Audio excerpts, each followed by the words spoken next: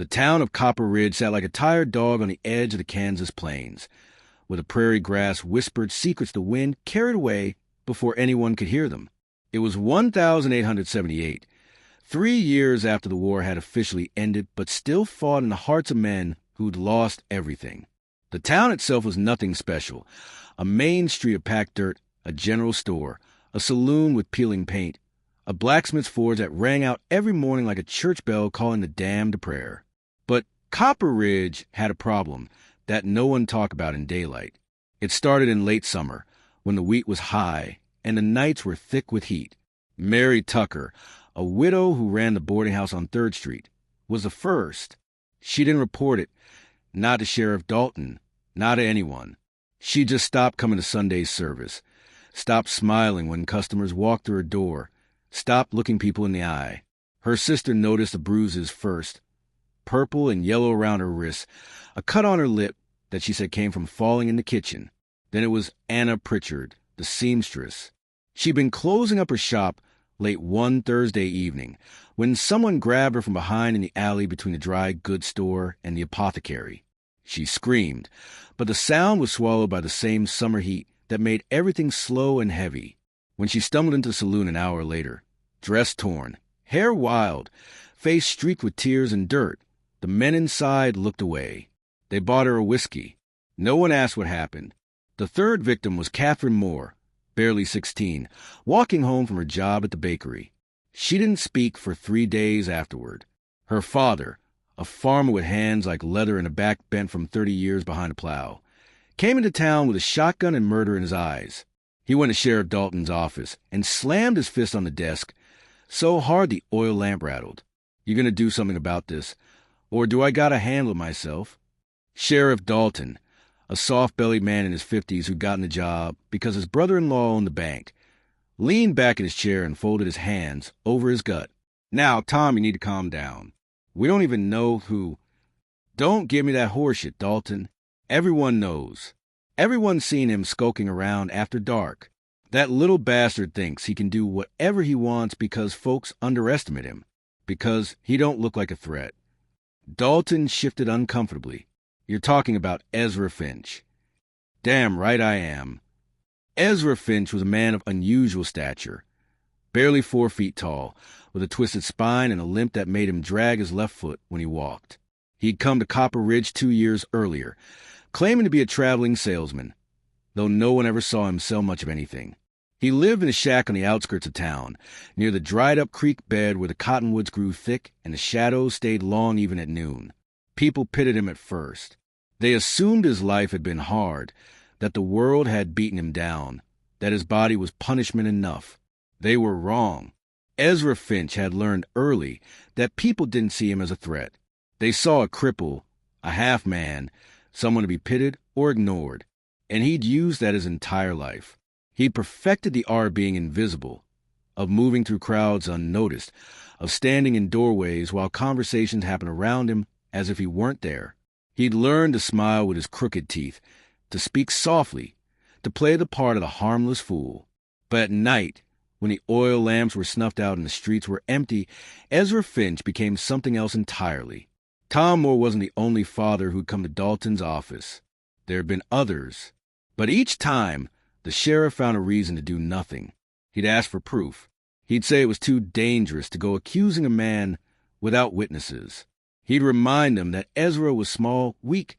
How could someone like that overpower a grown woman? And besides, Ezra had friends. Not many, but enough. Men who owed him money.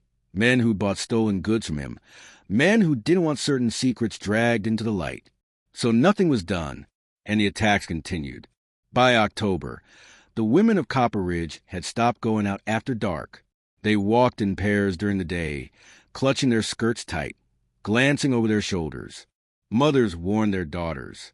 Wives whispered to their husbands. But still, no one did anything, until the night Jesse James rode into town. Jesse wasn't looking for trouble. He'd been riding north from Missouri with his brother Frank and 2 other men, Cole Younger and Jim Cummins, after a bank job in Lawrence that had gone bad. They needed supplies, a place to rest the horses, maybe a hot meal, and a bed that wasn't a hard ground. Copper Ridge seemed as good a place as any. They hitched their horses outside the saloon just as the sun was setting, painting the sky the color of blood and rust. Jesse stepped inside first, his boots heavy on the wooden floor, his coat dusty from the trail. He was 31 years old, lean and hard, with eyes that seemed to see through people. He'd killed men, more than he cared to count, but he'd never hurt a woman, never stolen from someone who didn't have it coming, never shot a man who wasn't armed and ready. The saloon went quiet when he walked in, not because anyone recognized him. His face wasn't as well known this far west, but because he carried himself like a man who'd seen death and made peace with it. He ordered whiskey. Frank sat beside him. Cole and Jim took a table in the corner. That's when Jesse heard the girl crying. She was in the back room, behind a curtain that separated the bar from the storage area. Her sobs were soft, muffled, but Jesse's ears had been sharpened by years of listening for danger. He glanced at the bartender, a bald man with a scar across his nose. "Who's that?" The bartender didn't look up. "Nobody, just a girl." "Why is she crying?" "Mind your own business, mister." Jesse's jaw tightened. He stood, walked past the bar, and pushed the curtain aside. The girl was maybe 19, sitting on a crate with her face in her hands. Her dress was torn at the shoulder. Her hair was tangled. When she looked up and saw Jesse, she flinched, pulling her knees to her chest. "Easy," Jesse said quietly. "I ain't gonna hurt you." She stared at him, eyes red and swollen. "You one of them?" "One of who?" "One of the men who let it happen." Jesse crouched down, so he was at her level. "Let what happen?" She hesitated. Then the words spilled out. She told him everything. About Ezra Finch. About the attacks. About how the sheriff did nothing. How the men in town looked the other way. How the women were too scared to fight back, because they knew no one would believe them. When she finished, Jesse stood slowly. His face was calm, but his eyes had gone cold. He walked back into the bar. Frank saw the look on his face and stood up. "Jesse." "We're staying," Jesse said. "We can't. We got to keep moving." "I said we're staying." Frank knew better than to argue. Jesse turned to bartender. "Where's this Ezra Finch live?" The bartender finally looked up. "You don't want to get involved in that." Jesse leaned across the bar, his voice low and dangerous. "Where?" "Does. He. Live." The bartender swallowed. "Shack by the creek. East side of town." Jesse nodded, tossed a coin on the bar, and walked out. The hunt had begun. Jesse James had tracked men across 3 states, through snow and desert, across rivers swollen with spring rain and plains so flat you could see a rider coming from 5 miles away. He'd learned from the best guerrilla fighters during the war, who could disappear into forests like ghosts, who could read tracks in the dark, who could smell fear on the wind. Tracking Ezra Finch should have been easy, but it wasn't. Jesse spent the first night watching the shack by the creek. He sat in the cottonwoods with his back against a trunk, his revolver loose in his hand, waiting for movement. The shack was dark. No smoke from the chimney. No light in the windows. Just silence and the sound of the creek trickling over stones. By dawn, Ezra hadn't shown. Jesse went back to town, asked quiet questions in the general store, the livery stable, the post office. He learned that Ezra didn't keep regular hours. He'd disappear for days, then show up suddenly, buying supplies, drinking alone at the saloon, watching people with those small, dark eyes that never seemed to blink. "He's like a rat," the blacksmith told Jesse, hammering a horseshoe into shape. "Comes out when he smells something he wants, then scurries back into his hole." Jesse leaned against the forge, feeling the heat on his face. "He got any friends? Anyone who'd warn him if someone came looking?" The blacksmith spat into the coals. "Got a few. Lyle Stanton runs the freight office. Pete Garvin does odd jobs around town. They're all cut from the same cloth, mean little bastards who'd sell their mothers for $1. Jesse filed the names away. That night, he tried a different approach. Instead of watching the shack, he watched the women. He positioned himself in the shadows near the boarding house, near the seamstress shop, near the places Ezra had struck before. If the bastard was hunting, Jesse would be there when he made his move. Hours passed.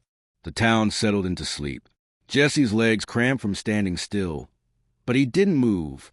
He'd learned patience in the war, learned that the man who moved first was usually the man who died first. Then he heard it, a soft scraping sound, like something being dragged across dirt. Jesse's hand went to his gun. He pressed himself against the wall of the boarding house. Peering around the corner into the alley, a figure moved through the darkness. Small, hunched, dragging one leg. Ezra Finch. He was heading toward the back door of the seamstress shop, moving slowly, carefully, glancing over his shoulder every few steps. In his hand was a thin blade, the kind used for cutting leather. Jesse's blood went cold. He could have shot him right there. One bullet, clean through the skull, and it would have been over. But Jesse had questions first. He wanted to know why. He wanted to hear the bastard say it out loud. He waited until Ezra reached the door, until his twisted hand touched the knob. Then Jesse stepped out of the shadows. Ezra Finch. Ezra froze. His head snapped around, eyes wide in the moonlight. "Who? Don't matter who I am," Jesse said, his voice low and steady. "Drop the knife." Ezra's lips pulled back in a snarl. "You ain't the law." "Didn't say I was." For a moment, they stood there, two men in the dark, one tall and still, the other hunched and trembling with something that might have been fear or might have been rage. Then Ezra ran. He bolted down the alley with surprising speed, his twisted body moving in a jerking, uneven rhythm. Jesse cursed and took off after him, boots pounding the dirt. Ezra knew the town better than Jesse did. He cut through narrow passages between buildings, vaulted over fences, ducked under low-hanging signs. But Jesse was faster, stronger, and he'd chased better men than this. Ezra made it to the edge of town before Jesse caught him.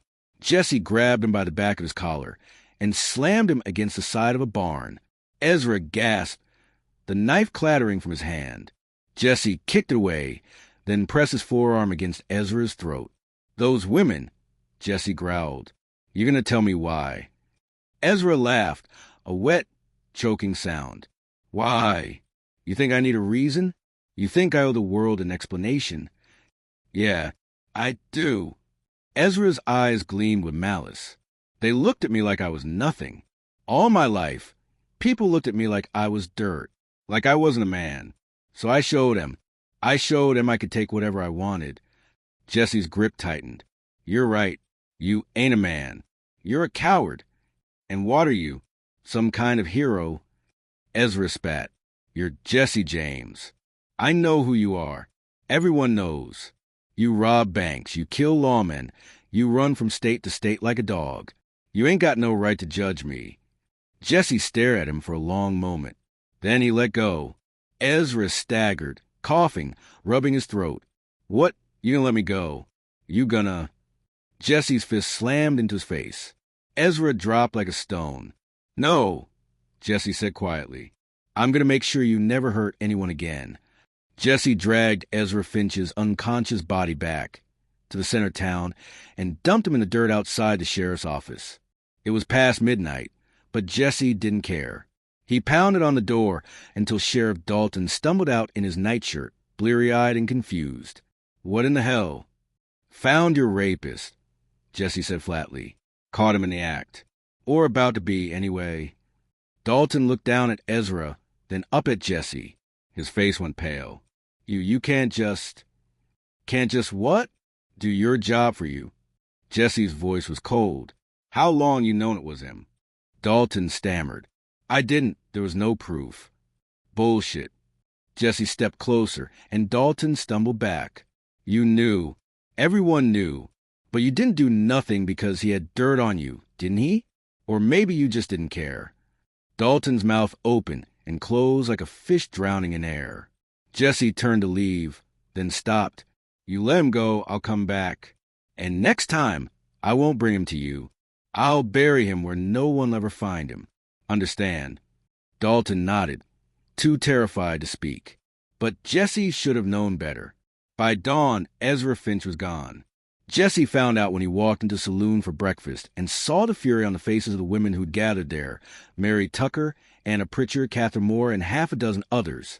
They were standing in a tight circle, whispering angrily, And when Jesse approached, Mary turned on him with tears streaming down her face. "He let him go," she said, her voice shaking. "Dalton let him go." Jesse's jaw clenched. "When?" "This morning. Said there wasn't enough evidence. Said it'd be a waste of the town's money to hold a trial." Mary laughed bitterly. "A waste of money? Like our lives are worth nothing." Anna Pritchard stepped forward, her eyes hard. "You said you'd handle it. You promised." "I didn't promise nothing," Jesse said quietly. "But I ain't done yet." He found Sheriff Dalton in his office, sitting behind his desk with a bottle of whiskey already half empty. Dalton looked up when Jesse walked in, and whatever courage the alcohol had given him evaporated instantly. "Now, Jesse, I can explain." "Where is he?" "I don't." Jesse drew his revolver and laid it on the desk, barrel pointing at Dalton's chest. "I'm real tired of asking questions and getting lies. So I'm going to ask one more time, and if I don't like the answer, I'm going to put a hole in you big enough to see through. Where is he?" Dalton's hand shook. "He paid me. Said he'd tell everyone about the money I took from the town fund if I didn't let him go. Said he had proof." "Where'd he go?" "He's got a hideout. Old mine shaft about 10 miles south, near the ridge. He keeps supplies there, a horse, everything he needs to disappear." Jesse picked up his gun. "You're a coward and a disgrace. When I'm done, you better be gone. Because if I see you again, I won't ask questions." He left Dalton trembling in his chair and walked out into the bright morning sun. Frank was waiting by the horses. "We leaving?" "Not yet," Jesse said, swinging into the saddle. "Got one more thing to finish." The ride to the ridge took 2 hours. The land rose gradually, the prairie giving way to rocky hills covered in scrub brush and stunted pines. Jesse kept his eyes on the horizon, watching for movement, for dust, for anything that might tell him he wasn't alone. The mine shaft was hidden in a gully, its entrance half collapsed and choked with weeds. Jesse dismounted and approached on foot, his gun drawn, his senses sharp. He could hear something inside, a faint rustling like a rat in a wall. "Ezra Finch," he called. "I know you're in there." Silence. "You got 2 choices. Come out now and I'll make it quick. Make me come in there and it'll be slow." More silence. Then a voice, high and mocking, echoed from the darkness. "You ain't gonna kill me, Jesse James. You're a thief, not a murderer. Everyone knows that." "You're right," Jesse said. "I ain't a murderer, but I'm willing to make an exception." A gunshot exploded from the mine, the bullet whining past Jesse's ear. He dove to the side, rolled, came up firing. His bullet sparked off the stone wall inside the entrance. Then he heard running not toward him, but away, deeper into the mine. Jesse cursed and went in after him. The mine was dark, the air thick with the smell of damp earth and old rot. Jesse moved carefully, his eyes adjusting to gloom, his finger on the trigger.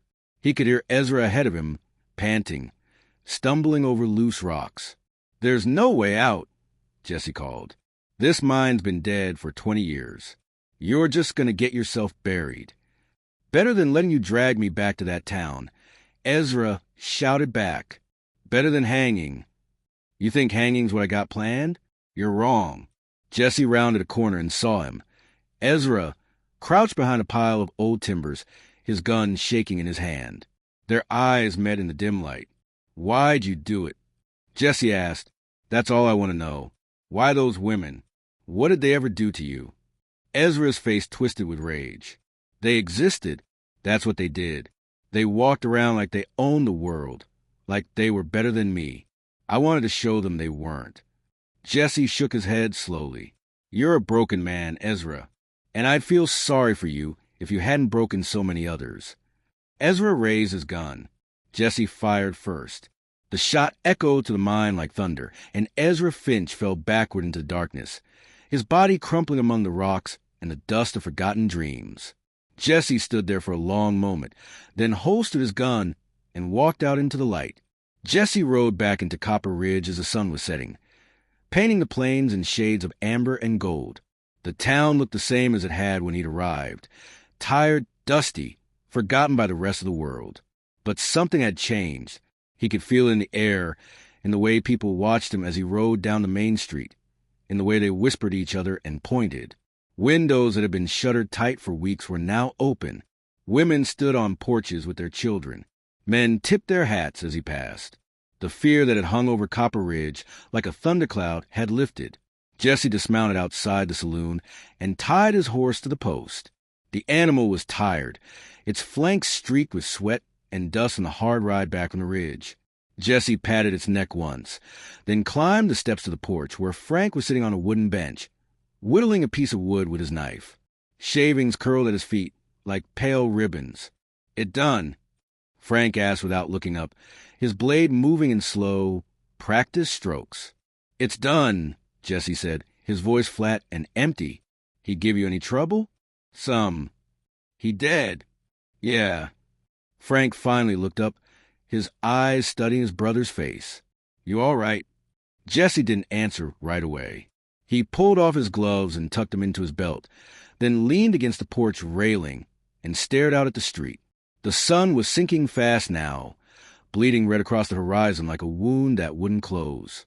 "I'm fine," he said finally. "You don't look fine." "I said I'm fine, Frank." Frank went back to his whittling, but Jesse could feel his brother's concern like a weight on his shoulders. Frank had always been the steady one, the one who thought things through, who measured consequences before acting. Jesse was a fire to Frank's stone, quick to burn, slow to cool. And right now, Jesse felt like he was still burning. He'd killed Ezra Finch in that mine shaft without hesitation, without mercy. The bastard had deserved it. Jesse had no doubt about that.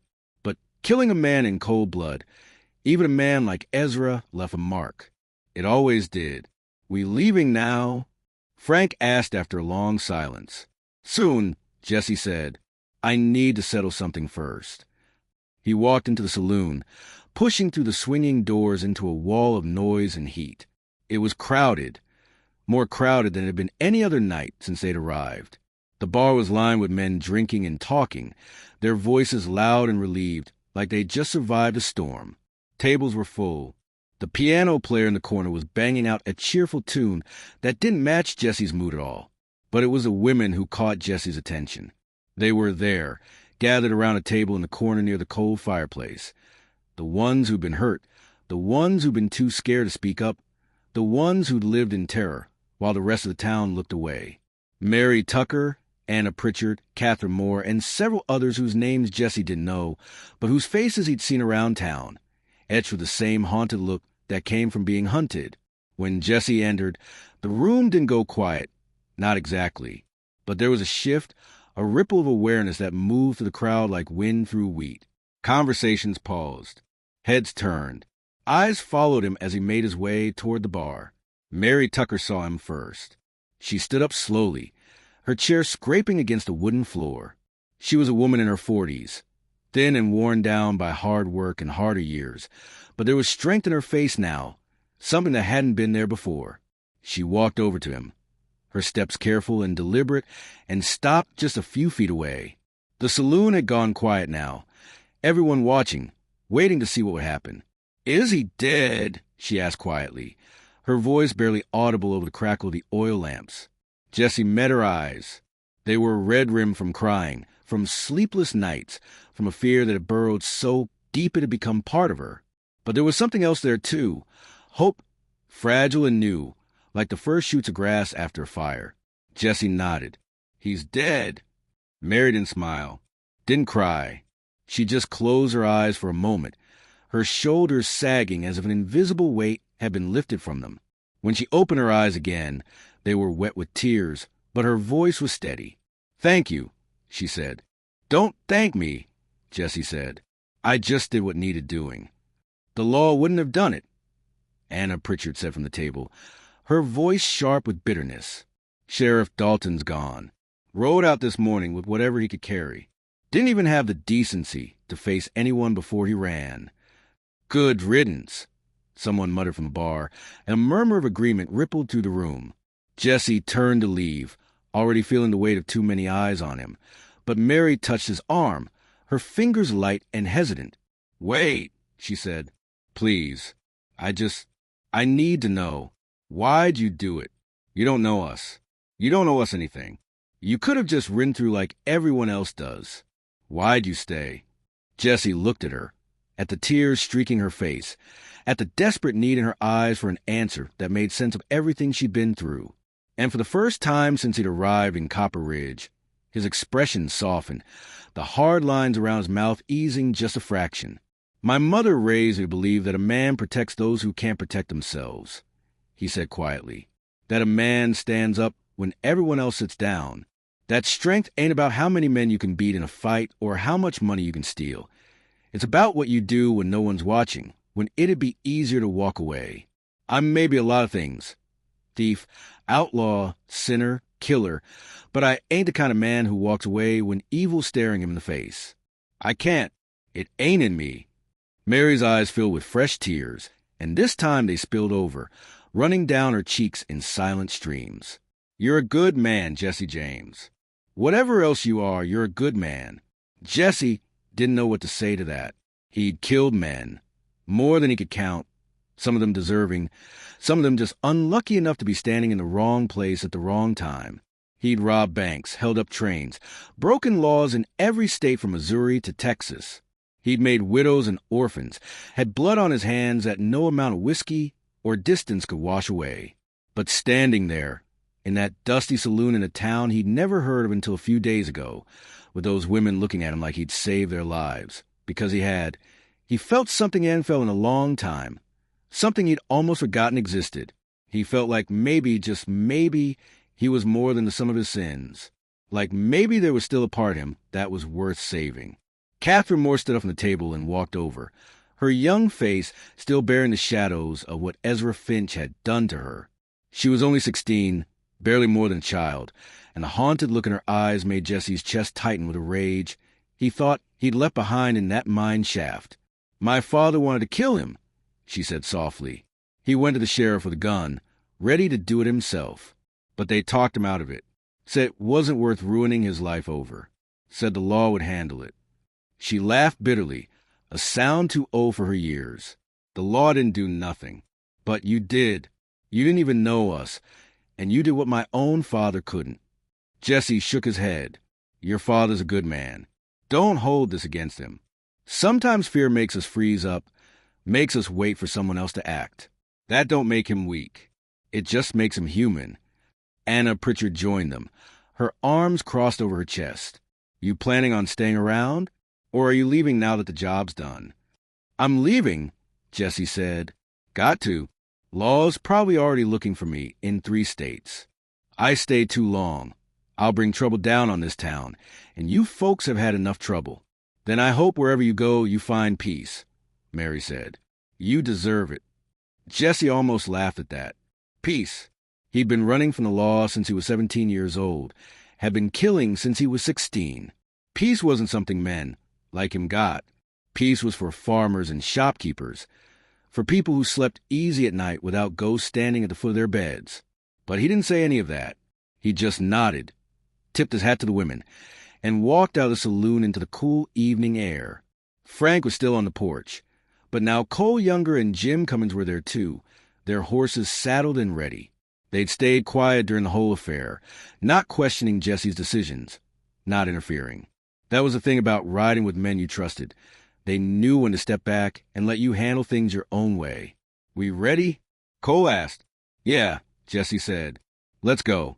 They rode out of Copper Ridge as the last light faded from the sky, the stars beginning to emerge one by one like holes poked in a black canvas.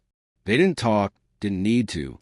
The only sounds were the rhythmic thud of hoofbeats on hard-packed earth and the creak of leather saddles.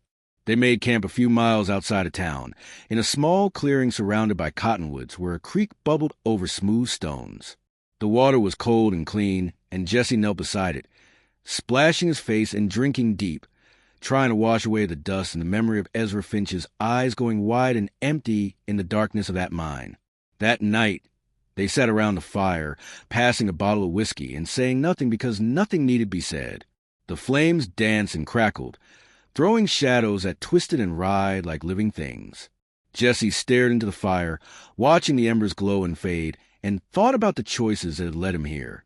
Cole Younger finally broke the silence. He was a big man, broad-shouldered and barrel-chested, with a beard that came down the middle of his chest and eyes that had seen too much. "We gonna talk about what happened back there?" "Nothing to talk about," Jesse said, taking the bottle and drinking. "You killed a man who wasn't shooting at us, wasn't robbing us, wasn't wearing a badge." Cole said carefully, "That's different from what we usually do. That's personal." Jesse stared into the fire. He was a predator. The worst kind. The kind that hurts people who can't fight back, who uses fear like a weapon. Someone had to stop him.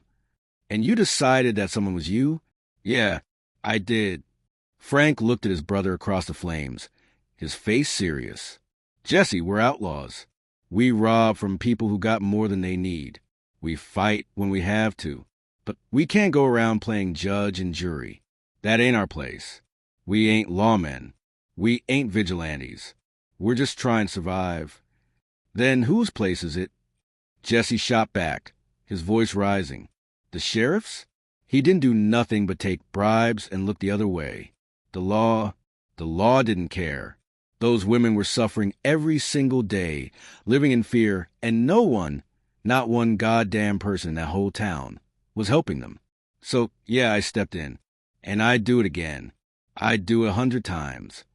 Jim Cummins, the quietest of the group, took a long swig of whiskey and wiped his mouth with the back of his hand. "I ain't saying you were wrong, Jesse. Hell, that bastard deserved what he got and worse. But you gotta be careful.